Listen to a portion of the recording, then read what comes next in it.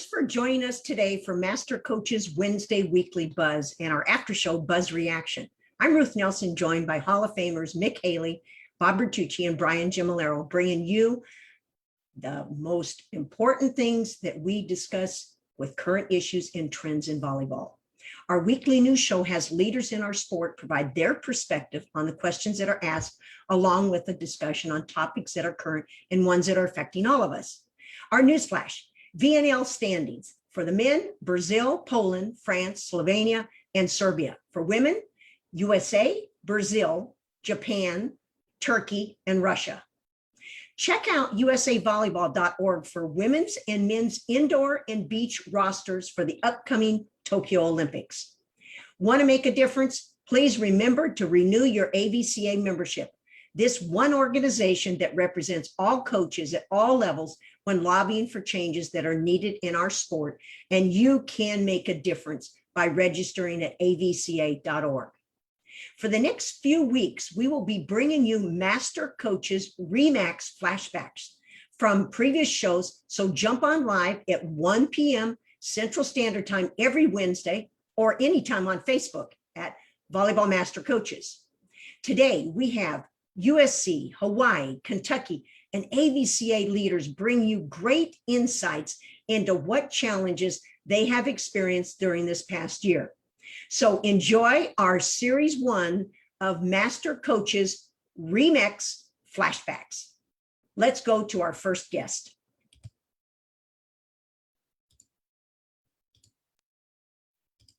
So let's head over to Austin, Texas, where former Olympic coach Mick Haley will introduce our first guest today. Thank you, Ruth. Our first guest today has been on a couple times this year, but she's really pulling a special tour out of her hat on this one. Kathy Deboer, Executive Director of the AVCA, has been on what she's described as Where's Waldo Tour. And we have her somewhere outside of Peoria, Illinois, underneath the tree, trying to get out of the rain to talk to us. And she wants to try to fill us in on all the things that she's been doing out there. Kathy, are you with us? I am absolutely here. Welcome, greetings from outside of Peoria. So, well, tell us what you're doing out there and what this is all about and what this tour has meant. Where's Waldo seems to be appropriate. Yeah, well, you know, with all of the, I mean, obviously we always have the men's championships and we always have the beach championships in the spring. COVID forced all of the women's championships to move to the spring, the ones that were rescheduled. And then AVCA, at the request of our coaches, offered a championship for women's Division II and women's Division III. And so that put between April 9 and what will end on May 9, put 11 championships in a month. And so once I got my second vaccine in the middle of March, even though my husband thought I was crazy, my staff. Your staff probably knows you're crazy, you know. Yeah. We'll fill in the words until you get back with us. Yeah, I'm gonna try and get to all of these and see once if I can spend just a day at these championships. And so you know, that's what I'm doing. That's what I'm doing. And so I'm on my way home now from Sioux City. It was with the NAIA yesterday, and headed home for a couple of days, and then up to Columbus for the men and the beach down in Gulf Shores next week. So it's been a great run, and it's been one of the best things I think I've ever done. I really needed to be back with coaches. I get to see all of this championship quality play. And I think the next question that I'm going to ask Kathy is maybe what she's really learned from all of this. Not only it energizes her and gets her going because she gets to hang with the coaches, but I think we want to know, for instance, what's the state of our sport with all these championships going on? And if Kathy's not with us, if she cut out here. What do the rest of you think with all this spring volleyball going on? Well, Mick, I think, with all the tournaments that Kathy, has gone to, I'm sure, and all the changes that had to happen, for this COVID championship series, I'd like to know from her what she might have learned also, going to all these different events, hosting a couple of events like the Division II and Division III championship, which I thought was great that the AVCA had, stepped in there and filled the void that the NCAA had created. Okay, so we've got Kathy back on and we got Bob off. So Kathy, Yeah, I'm sorry here. We're not great with the technology here. Here's what I've heard Bob's questions. Here's what I've learned. Good. Go for it. I've learned that there's a huge amount of great volleyball being played on the men's and women's side, the beach, all over this country. Now, again, I've been in a championship bubble, and so I'm at championship, and it's championship level play. But boy, it's been so enjoyable. It just doesn't get old to see good coaches do their thing, and it doesn't get old to see good players, playing volleyball. And so even though we had 12 months away from each other, we didn't stop making progress. We didn't stop teaching. We didn't stop learning. Our kids are really doing some great stuff here on the volleyball court. Well, Kathy, how about in the tournament formats? You had a lot of different tournament formats in these events that you've been to. Have you learned anything from that? Anything that we can maybe change moving forward? Well, I think, Bob, the main thing that I want us to look at is where are the opportunities for us coming out of COVID? We had some conversations, we've had them over the years and stuff that we ought to play in the spring. I don't know if I think that's a great idea after we've had this kind of unintended experiment with it. I think women's volleyball in the fall, where we can own the television landscape during weeknights, where we can get a lot of exposure. I think that's where we belong. What we're hearing from ESPN and the television people, and also from the NCAA, I think the other thing we want to do is we want to try and encourage investment in our sport. The things that happened in San Antonio made it clear that there's still some inequities out there. There are still some things that can be addressed. And so we need to look at trying to encourage investment in women's sports right now, encourage investments in women's volleyball. Women's volleyball is the only sport that has grown organically. And what I mean by that is it's become the top team sport for girls in high schools. It's become the third most watched sport on the Pac-12 network and the Big Ten network. And all of that happened without administrators investing in it, without them leaning in and trying to make it happen. Their focus was all on other sports. And yet here we were just growing and growing and growing. And so how can we leverage those two things during this time to come out of COVID and to come out of this pandemic with our sport in a better place?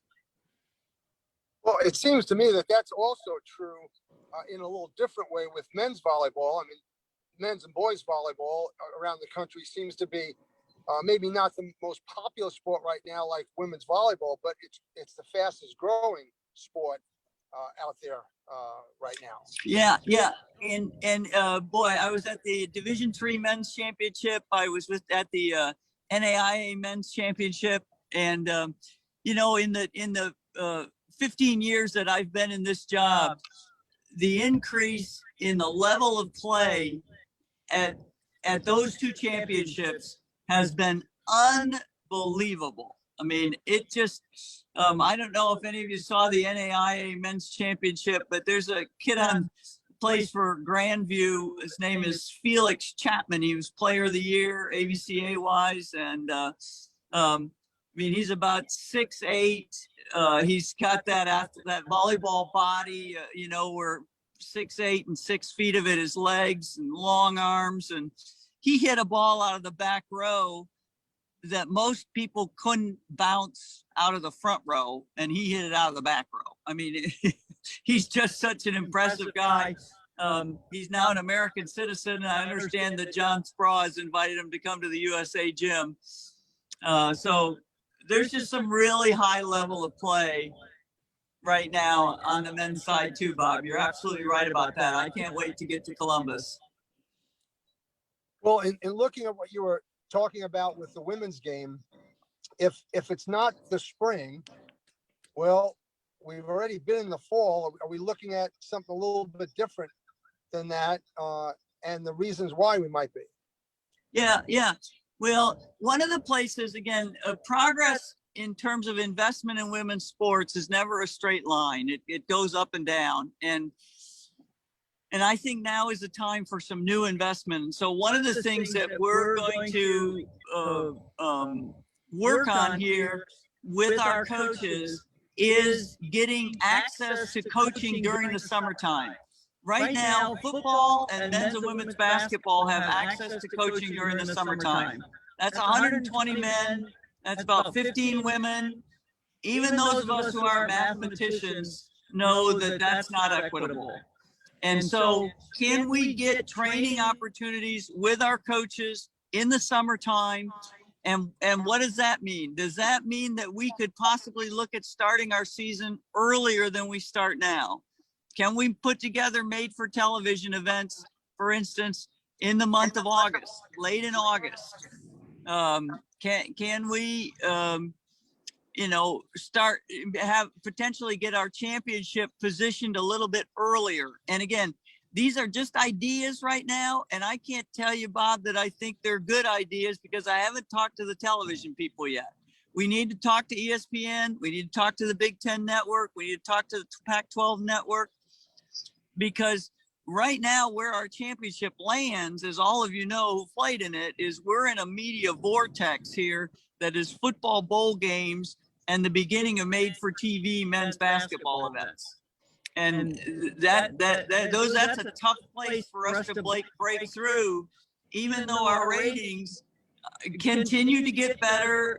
ESPN is excited about them and that kind of thing, but we're still not rating at a place that would make us commercially viable.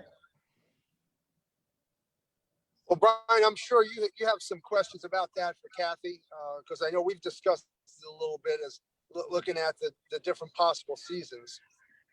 Yeah, Kathy, I'm very impressed with all that you're doing. There's a lot of people who are volunteering during this time, and it's incredible hard work for our sport. And I take my hat off to you. We all do. I thought that the points you made about the organic growth of the sport needs to be talked about more often. I mean, when you look at men's basketball and the $1 billion that CBS spent, they also put together a promotions firm to come up with terms like Road to the Final Four and the Big Dance and the Elite Eight and all that. And we have had none of that, and still we prosper. So I'm really impressed with the people who run the sport in the game, the people who play the sport in the game itself. My question is, what do you see? What do you want to see? What do you want to see in the next year or the next 10 years? What do you want to see the sport?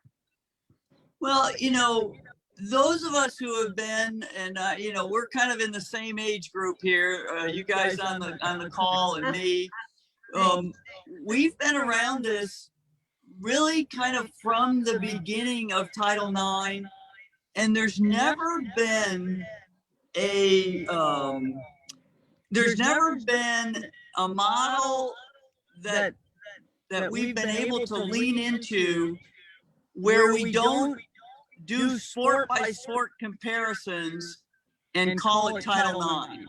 And women's basketball has benefited very, very significantly from that. And as we talked about, women's volleyball has grown organically in spite of the fact that there hasn't been a lot of people trying. And so are we at a point in our culture, are we at a point in this country where we can look at a women's sport and see how it is succeeding on its own merits, and now actually lean into helping it succeed more? So to your point, Brian, about marketing and promotions, there hasn't been any kind of effort to try and make sure that women's volleyball is getting promotional support leading up to the championship, building like softball has, where you start with the conference championships, and you have all kinds of coverage on that. Then you go to the regionals, the super regionals, and those are all covered. So by the time you get to the Women's College World Series, you know who you're wanting to look at. You know who you're wanting to follow. You've got a team, even if your team is out, you know the players.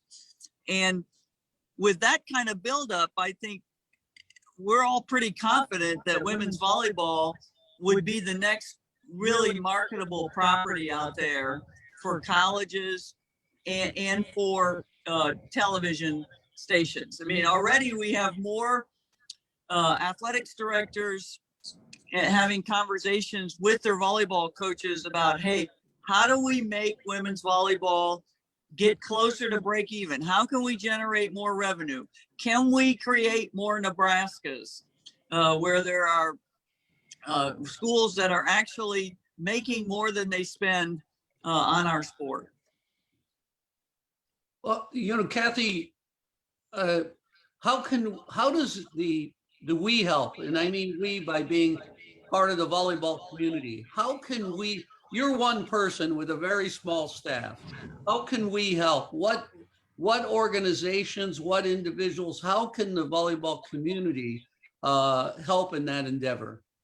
Well, certainly we have to bring attention right now to the issues. And so I know that you've put in your chat box, and I'll ask Ruth to do it again here, this Kaplan, Hecker, and Fink group that has been hired to study this for the NCAA. He needs no introduction, but let's take a moment to celebrate.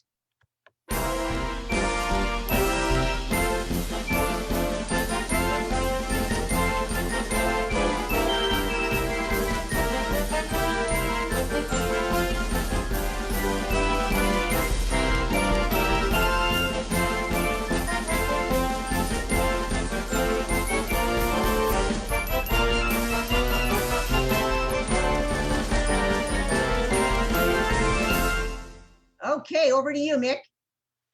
Craig Skinner, are you with us? I'm there. I'm almost getting there. Yep. Craig Skinner, head coach of the national championship Kentucky Wildcat women's volleyball team, was with us today. And I was kidding Ruth before. I said, Ruth, that doesn't sound like On Wisconsin. What was that song, Craig? That was a Kentucky Fight song. Aha, very good. For those of you that don't know Craig Skinner, you should. He's former Ball State volleyball player, and all of us Ball Staters are awfully proud of him for the efforts he's put in here. But he's really worked the circuit. He's been out. He's been assistant coach at a number of places. Most people don't know that you could have. In fact, you were toying with the idea of going on the PGA Tour. I don't know if they know you hit the ball that well, but certainly fundraising, you can learn how to put it up to the cup and just miss. I just made decisions on feel, and I had some opportunities to go different places, and even when I took the Kentucky job, we had another opportunity, and Megan and I decided Lexington was the place, and I just always felt like it didn't have to do with what they'd done before or winning or losing. It just, could I put our feet on the ground and feel good that this is where we wanted to be? And could we, at least show others that and get them to feel the same thing that we did in terms of representing, this school. And I've always really felt that was more to it than practice plan and X's and O's and video and, all that type of stuff. So I fell in love with teaching. I fell in love with seeing people do things they've never done before. And that's why I coach. And that's why I tell all the volunteers and GAs that come through here, don't do this because it's cool and you can make some money. And I mean, your boat has to float because you see somebody do something different. And I think that they've never done before. And I just felt Kentucky was a place people would have a lot of pride and passion for. And it was, I just tried to sell that vision the whole line. Why can't we win a national? Why can't we be the 11th school? Why can't we be the first in SEC history?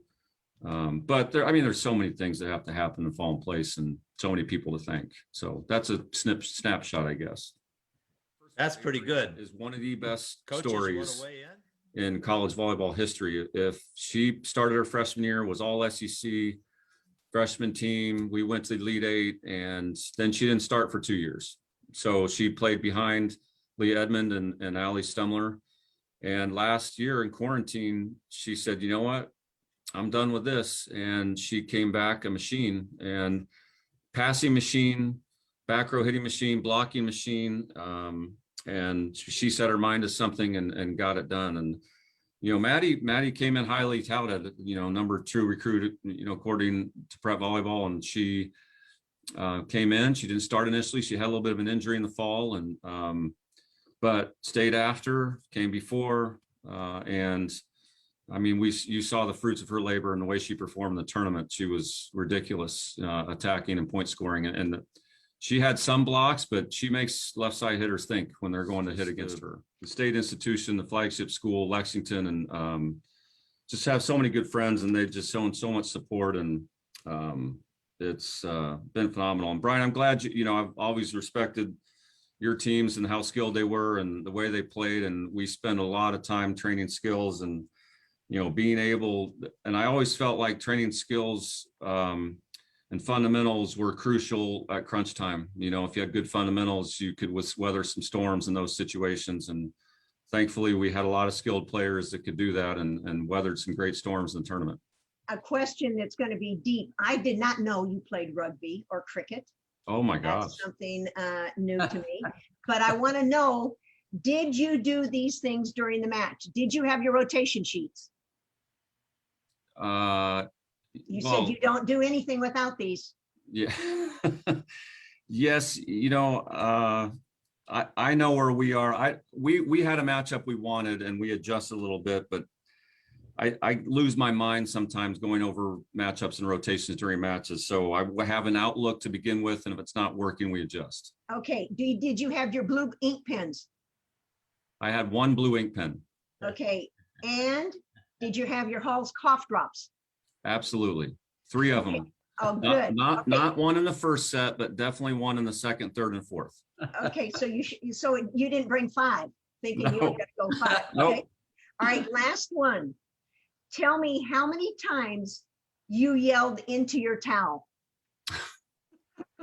You better explain what the towel is first. Oh, well, it's funny with COVID, the mask helps a little bit. You can't read lips with the mask on. So probably not as much as I did last year in 2019 in the towel, but the towel hears some colorful things. And one of my assistants a couple of years ago, she used to sit down the other end of the bench, and one year she sat next to me. She goes, I had no idea what was going on down here. My reply is, how can you not be creative? How can you not do different things? Because you have different athletes every year with different skill sets, and how, it's a hell of a lot easier to make something good better than it is to make something bad good.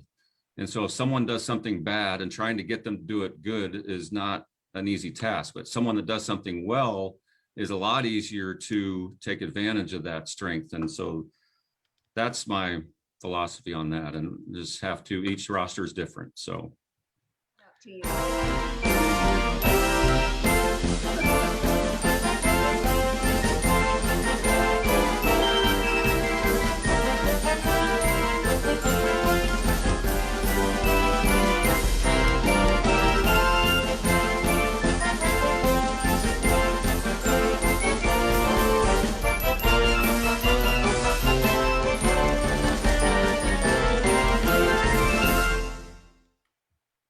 Awesome. Wow, that Awesome. is just fabulous. Thanks, Craig. Thanks for being on. Hey, thank you so much, guys. Have a great week. Okay, well, our Congratulations. time is up, and thanks for joining us today for our extended Buzz Show.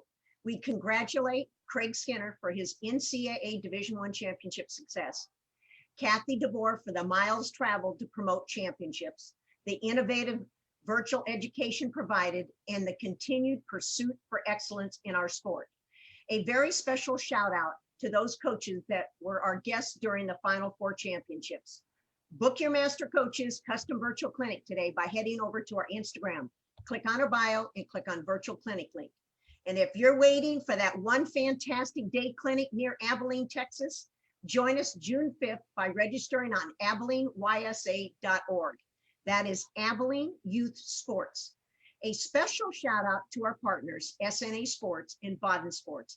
And thanks to our content providers, NFHS, JVA, Coaches Insider, and AVCA.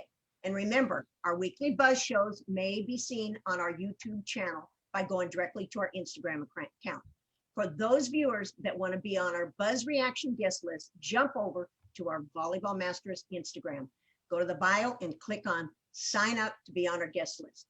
For those coaches that are interested in our consulting services, please email from our link on our VB Master Coaches Instagram. Be sure to tell your friends about our weekly Buzz. Thanks for joining us today, and see you next week on the Buzz.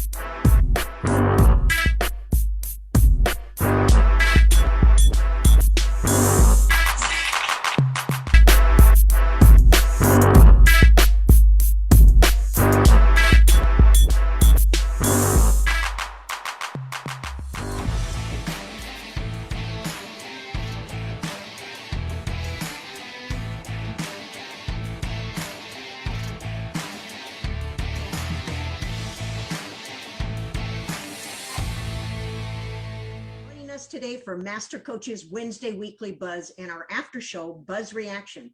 I'm Ruth Nelson, joined by Hall of Famers Mick Haley, Bob Bertucci, and Brian Gimolero, bringing you the most current issues and trends in volleyball. Our weekly news show has leaders in our sport provide their perspective on the questions that are asked, along with the discussion on topics that are current and ones that are affecting all of us. Our news flash. If you want to stay up on the newest recommendations and decisions on name, image, and likeness, you should head over to the knightcommission.org to read the new principles on NIL. Want to make a difference? Please remember to renew your AVCA membership. This one organization that represents all coaches at all levels when lobbying for the changes that are needed in our sport, and you can make a difference by registering at avca.org. Today, we will learn about the journey of this head coach and how it led him to his first NCAA Women's Beach Championship. So let's head right over to Austin, Texas with former Olympic coach Mick Haley, who will introduce our guest today. Mick? Thank you, Ruth, and hello, everyone. Boy, it's my pleasure today to introduce to you the new head coach of the National Championship Southern California Beach Volleyball team. Dain Blanton is here with us after going through a weekend of ups and downs and arounds, but his team was dominant. And Dain, really appreciate you coming on and being on the show. You've got to have been just hammered with people wanting to talk to you.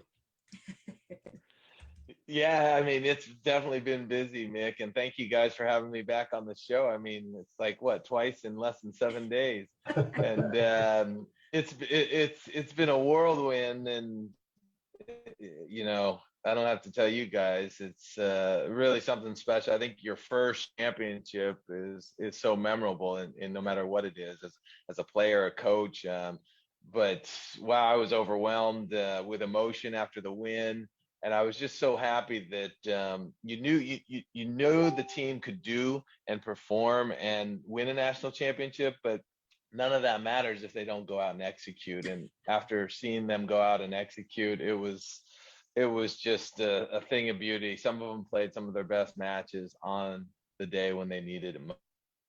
Well, that's always the coach's dream, I'm sure. You know, a couple of things come to mind. First of all, I'm sure Brian's going to like your room a lot better than the room you had at Gulfstream. So that was the first thing I was thinking when I was listening to you talk there, and seeing that. Most people don't know that USC was the very first school to add women's beach volleyball, and appropriately they've been able to get 2 national championships before this last weekend, and now you as the head coach have gotten your first, which gives the university 3 national championships. That seems to me to be something that everybody should be really, really proud of. What's happening as far as celebration for you guys? Are you guys doing anything celebrating? Is school celebrating? Los Angeles open up just for celebration for the? Yeah, I wish, you know what I mean? I wish it was with COVID and all, there's so many restrictions. And I was told I could do a virtual banquet. And so a lot of things, you know, we're not back to that normalcy as of yet. But we're gonna celebrate as a team, and we're gonna do a few things, but nothing formal. There's nothing formal that the university can really get behind because of the pandemic and whatnot, which is unfortunate. But you know, I look back at this whole season, and I'm so thankful that we were able to have this season. I mean, these girls had to jump through hoops, get tested, go through screenings constantly, and always my worry was don't get COVID if you can help it. Obviously you can do everything you can to prevent it, and you can still get it. But there was a sigh of relief when we all got back from testing on Friday of the national championship, because that was finally, you're like, that's the last test in terms of and you don't wish that on anyone. I was just hoping all the athletes from our team, from every team, were ready to go and didn't have any complications, and that the championship could go on as planned, and it did. It was really well organized, and Kristen Fassbender, the director, just put on an amazing event. I think she's done it every year since 2016.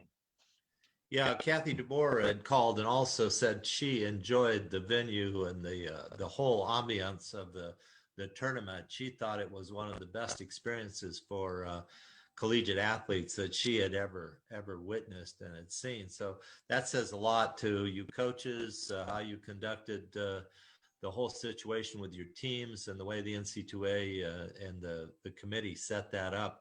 Bob Bertucci wants to ask you some questions here. He's been trying to learn about beach volleyball. He didn't get out of the stand very high, but I'm going to throw it over to him and see what question he can throw to you. All right, thanks, Mick. Dain, congratulations. Great job. Thank you. It's just incredible. It's, I haven't slowed down yet, but I appreciate it. It's all fun stuff, and we're just going to ride the wave as long as we can, because you guys know it flips over quick and people already start talking about next season. So I'm trying to stay away from that. Well, hey, Dain, we have something special for you. I'm going to go to Ruth, and I think she's going to let it run. You sit there and enjoy it. Okay.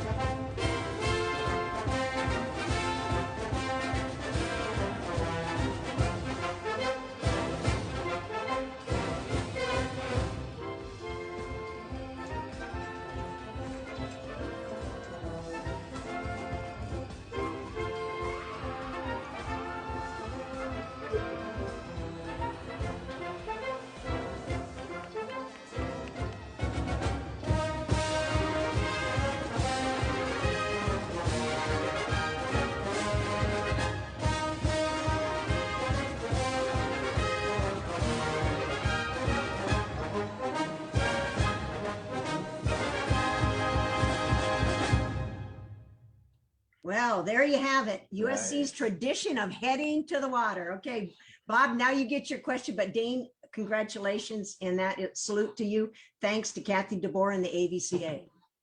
Yeah, thank you. Well, That was Dane, now we awesome. got you in the mood, and we got you right in that environment. Yeah. You've had some great highs in the game of volleyball. You know, how does this compare? This is a little different than when you're out there doing it yourself. Yeah, you're absolutely right. I think it's very difficult, right, to manage 18 to 20 players and to get them peaking at the right time. And it's just so many hours of hard work, and every coach does it. And so to be fortunate enough to finally to get on top this early in my coaching career is really something special, because a lot of players try coaching, and a lot of pundits will say you're a great player, but you can't coach. And so to transfer over into the coaching realm, it's a challenge, and I knew it was going to be a challenge. I knew it was going to be extremely difficult, but fortunately I landed at an amazing program, a program I had worked at 4 years as a volunteer assistant, and a program that supports not only all their sports, but more importantly, their student athletes. And I think it was just a perfect storm, and we got the right personnel, and I got the right coaches and the right staff, and things came together. But I think this is a huge deal. It's for me, it's not another chapter. It's more of a new volume, I guess you'd say, of my career, kind of switching over to this coaching side, whereas everything was in that first volume as a player. Now, as a coach, things start off. So it's right up there with the championships, winning a national championship at Pepperdine as a player, and winning a gold medal for the United States was probably the biggest high. And it's right there. So it's exciting, but it hasn't even all settled in just yet. Like I said, I've been going ever since, but I'm sure it will pretty quick here. Well, I think you're right, and I think it is different. But from some of the great coaches I've been around, being able to get that satisfaction from somebody else's success, the players that you're coaching, and being able to enjoy that, I think is one of the real values and payoffs that a coach really gets. And it is different than when you've done it yourself. And Brian, of course, has done this too. So we're gonna run to him and let him share some things with you. Brian? All right. Congratulations. How wonderful. Hasn't set in yet. Thanks, Brian. No, I mean, it hasn't set in yet. I've been going and going, and I was, just chatting earlier and saying, like, I need to unplug a little bit. So I guess the big question for you, Brian, is you called out my room last time. Do you know where I'm at now? I think the chair is befitting. It's a nice room. It's all I could find. It's all I could find at the last second, but I thought you would know. It's I'm actually getting ready to tee off over at Pelican Hill in Newport. Oh, and yeah, and so we're gonna golf with some friends and kind of take a few hours off. So I'll stump you every time, Brian. So the gotta restaurant be ready. is great. The restaurant is the best in town. The pool is amazing. My personality doesn't allow me to play, so I'll just wait in the restaurant until you get back. Nice. I knew you knew the place, though. Oh, sure. Tell me about the plus and minus of being in the winner's bracket. Oh my gosh. I mean, any coach knows that the winner's bracket's where you want to be. You do not want to be tested. You almost have to play, and not twice as many, but you end up playing quite a few. The last 2 days, so we had an 8-team tournament, and it was double elimination. So you had 2 matches the first day, regardless, win or lose. The second day is where it starts to kick in, right? If you're in the winner's bracket, you play 1 match, whereas everyone else, they have to play 2. Then if you make it past that to the final day, you just have the finals, where the other team's got to play in the morning. So if you go to the loser bracket early in the national championship, that means you're playing 2 matches, 3 consecutive days. And that can be a little challenging for these collegiate players. Each back in the day, we used to play 9 matches in 2 days, but it's not like that anymore. So playing 2-3 matches in a day for these collegiate athletes can really take its toll. And I think that benefited us when the finals came around. I believe that UCLA had some fatigue, and it's natural. In 2019, USC lost first round, came all the way back to the final, and played UCLA, who was in the finals through the winners bracket. And I think they experienced some fatigue. So, we call it the snake pit or the jungle, and you don't want to fall down to that losers bracket, but it's a nice thing to have, though. And I think that the best 2 teams always end up in the finals. I know we're out of time, but I know we're out of time, Ruth, but let me throw this in. I my last year coaching, Haley Harward was a freshman, and I got to coach her, and I loved the kid and her parents. And as a grad student, she went and played for you and won a championship. And I'm just really proud of her. And you did such a great job in developing her.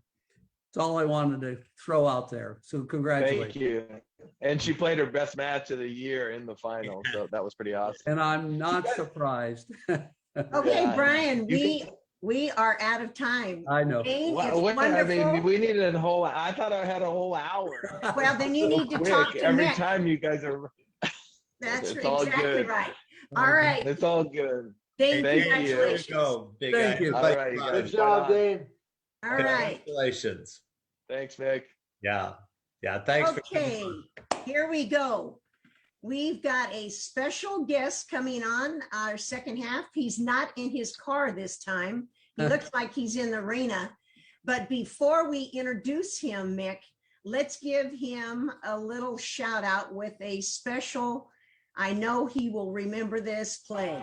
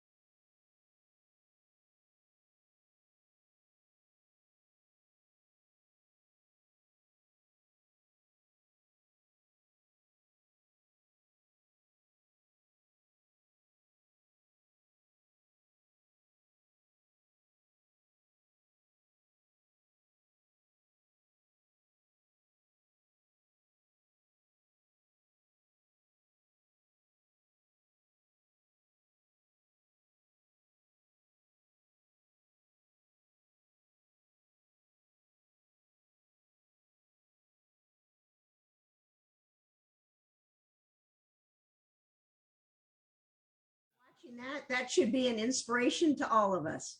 It is an inspiration having head coach Charlie Wade of the Hawaii men's volleyball team, national champions. And Charlie's been up since way before us this morning. He's been doing these programs all morning, and you all have to be very appreciative. Charlie worked us in this schedule. Charlie, welcome, and thank you so much for coming on.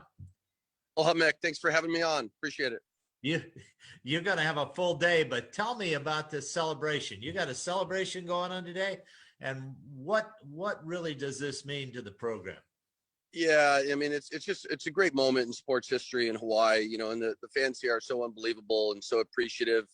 Sunday when we flew back, we had kind of a drive-through celebration, and there was over 500 cars. We spent 2 hours, just saying thank you and people coming through and showing their aloha. So, and it wasn't enough. They had to turn people away. So, people got together and put this thing together today. I've spent the early part of the morning, starting in the 6 o'clock hour, on all the kind of local TV stations, just talking about the championship. Had Colton Cowell with me in some of those interviews. And then 9 o'clock here in Hawaii, we're going to get picked up by a couple trolleys, go to the governor's office, go to the mayor's office, do a little session with the ledge, and then tour around through Waikiki, and then finishing up with kind of another kind of drive-by thing on the corner of Bishop and King from 12 to 1 today. So a lot of excitement surrounding Warrior men's volleyball. There's no question. Well, it seems to me that the team, men's volleyball, the university, are bringing the island back together. It's kind of like, it sounds to me, and I'm not sure I got this right, but it sounds to me like an opening up of Hawaii again. COVID has been a depressing thing for a lot of reasons, and you guys have added some unbelievable life and electricity to the island. Am I correct about that? Yeah, well, I mean, it's been a tough year for everybody. Yeah. So I think Saturday was really just a great uplifting moment for the people in the state, something to rally behind, and people did gather, and, we hope they gathered in a safe manner, but they got together and they watched the game and celebrated. And it's certainly been a bright spot in our community. Has it been an exciting thing for you? I mean, has it really stimulated you to levels that you haven't been stimulated before? Yeah, I thought about that because they've been here before, right? Like we've got final and lost and been in the tournament, and and you lose in the final, and you always kind of wax poetically like, well, we're just committed to the process and we're going to keep doing. I was thinking about that yesterday. Like, we're really not changing a lot of what we do. We think we got a pretty good formula. We've been successful now for a number of years, but there's no doubt that 93 minutes on Saturday night in Columbus, Ohio, it changed things for us, and in a good way. So a lot of hard work and a lot of people across the state and through our program have made this possible. And we're just going to keep doing what we're doing, and hopefully get in positions to win championships. Well, Ruth had some great pictures of that huge block you put up there, but I thought she should have put pictures of your servers, because you just destroyed BYU with your serving. Would you agree with that?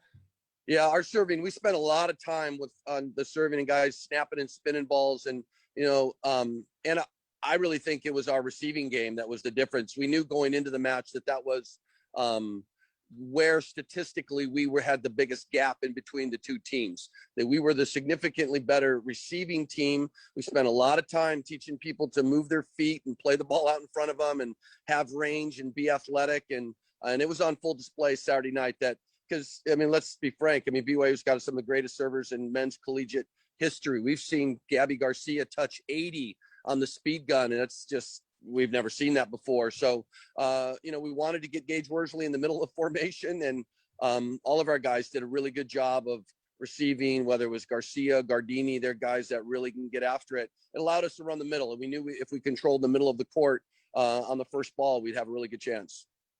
Well, Brian Gimolero used to hit the ball that hard also. I'm going to turn it over to him. Oh, really? For a quick question or two here. Well, Charlie and myself were around at the same time, so he knows how hard I hit the ball.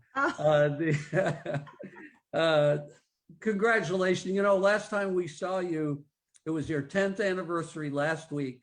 You have 3 wonderful children. You are now you are a mainstay on the island. Congratulations. What a wonderful time. I'm so happy for you in your life, and it's so nice to see the celebration going on the way it is deserved on the islands. Charlie, what do you feel? Has it set in yet? Have you been able to sit down and actually realize that you're the champs and they can't take it away from you? Yeah, I think that'll sink in over time.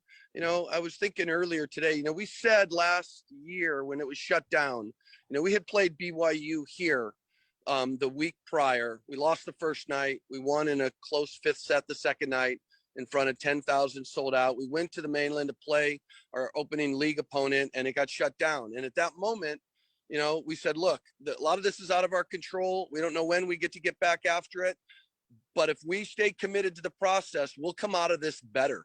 Right. And I think that you see going into it, like say last time we played BYU was really close. We played them Saturday night, you know, wasn't that close. And it's, you know, and no disrespect to them. It's just our guys were committed from the beginning. We knew that people were going to either kind of stay the same or get worse or get better. And we were committed to getting better. So, you know, that was kind of the mantra all the way through it. And the guys really stayed focused and showed on Saturday night that we had, in fact, gotten better and we're the best. What a dominant performance, by the way, watching it. It was just, that's a good team. You're playing a really good team, and No doubt. and you dominated. And I agree with you. Your skill level, you know, my answer when a ball comes 80 miles an hour is to get out of the way and yell yours or out, you know, one of those two. But I was really impressed. And I'm looking at the background there, and I was lucky enough to play in these arenas, and what a place to play. And everybody in the country should experience that arena sometime in their life for volleyball. But anyway, I'm going to turn it over to Bob, Charlie, and congratulations again. Thank you, Brian. Appreciate it. Charlie, congratulations. Your team did outstanding. They really showed, you know, what they're made of, you know, coming out there and playing at the top of the game against a very good BYU team. But all areas were strong. I mean, I agree with Mick from a spectator standpoint. It was pretty obvious you guys were serving just bullets all the time. I mean, you never let up, never took the pressure off. It's interesting from a coach's standpoint. And I didn't realize that Gabby Garcia can serve that thing close to 80 miles an hour, because your passes were handling the serve completely different than BYU were handling your serve. You did a tremendous job. What does this mean, this win mean to your program? Well, like I said, I mean, it's certainly a validation for a lot of people, hard work for a long time. And, you know, and obviously anytime you're having success, you know, there's a little momentum behind you, and certainly it's exciting. So, like I said, at the end of it, we'll just keep doing what we're doing. And, you know, people want to jump on the bandwagon, go ahead, you know, if it helps in all the better. And Brian, you were mentioning, I stood here, and if you look back behind my head, there's a spot open next to that 87 where we're now going to see that the 2021 men's championship banner in there. And I think it'll round out that side of the arena quite nicely. Perfect spot for it. Perfect spot. Absolutely. Now, Charlie, how does this affect your conference? Any impact on your conference? The fact that they have the national championship now? Well, our conference has won the national championship every year it's been in existence. It's only been 3 years, but you know That's good. won it every year we've had one. So the Big West is alive and well in men's volleyball. There ain't no doubt. All right, Ruth. Okay, Charlie, hey, with winning, does this help you develop any new tournaments or sponsorships or partnerships that you now can build on in the next year?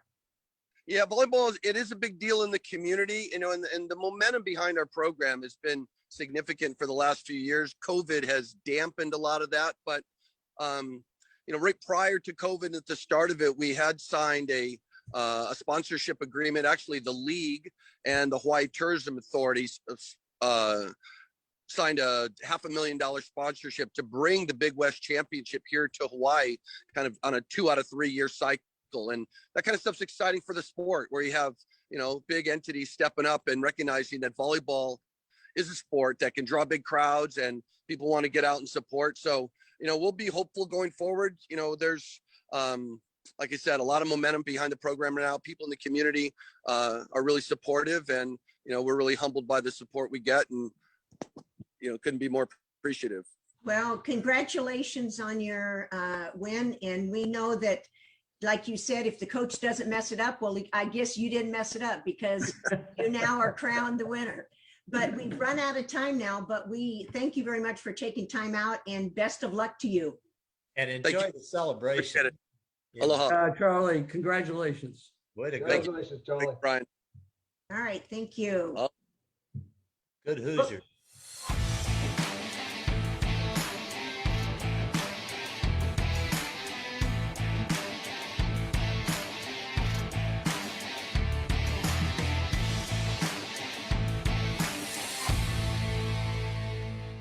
talk about that. I think what we're going to attempt to do is kind of tie in how to teach skills extremely effectively and tie it into how you actually have live competition and teach and look for the right things to give the verbal cues on.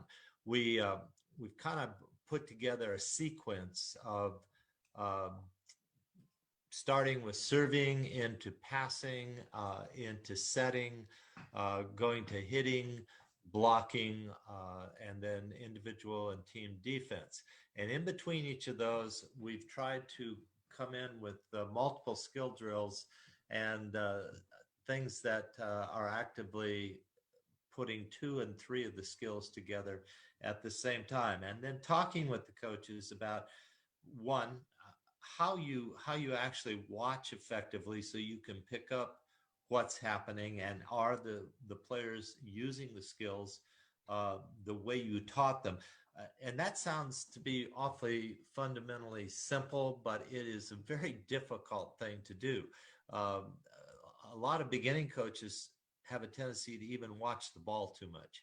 And, you know, you don't really want to watch the ball. You want to watch and anticipate where the ball's going so you can watch the athletes move, see if they're using the techniques, and then move forward to the very next thing that's going to happen and see if you can watch that. If we can not only teach the skills and show new ways to develop these skills, and then show eye sequencing for coaches, not just necessarily for middle blockers or defensive readers, but for coaches, I think we can have a tremendously effective clinic that is both good for young beginning coaches and established coaches who are looking for some special tips on how they can get an advantage coming up this fall or this next spring, depending on what level they're coaching.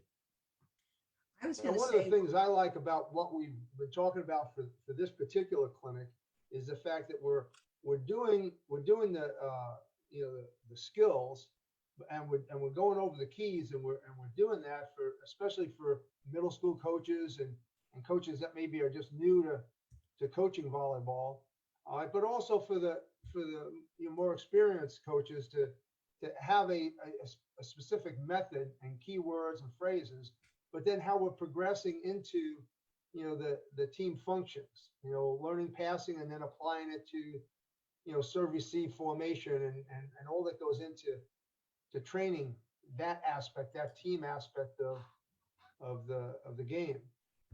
I think the other thing was, we're going to do some different things at this clinic. For example, the Friday night, where we're going to actually have an informal Friday night for the coaches that are coming in, a day earlier, and we'll be doing a couple of hours in the evening with the same athletes that are going to be in the clinic the next day, and it's very informal, and it's going to be a chance for those coaches just to observe us actually on the court, working with the athletes and doing a little training there, and then we have the social afterwards. I'm kind of excited about that.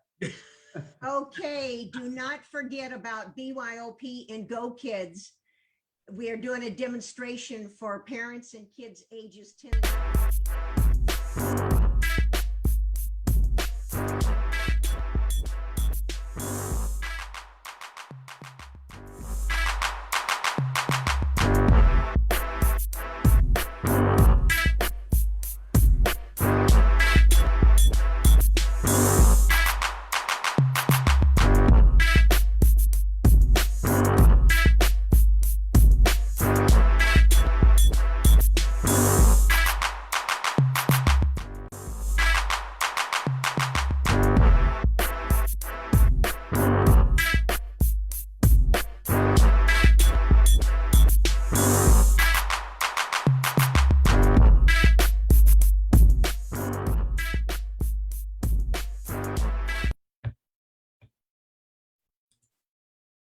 Thanks for joining us today, and be sure to tell your friends about our weekly Buzz News show.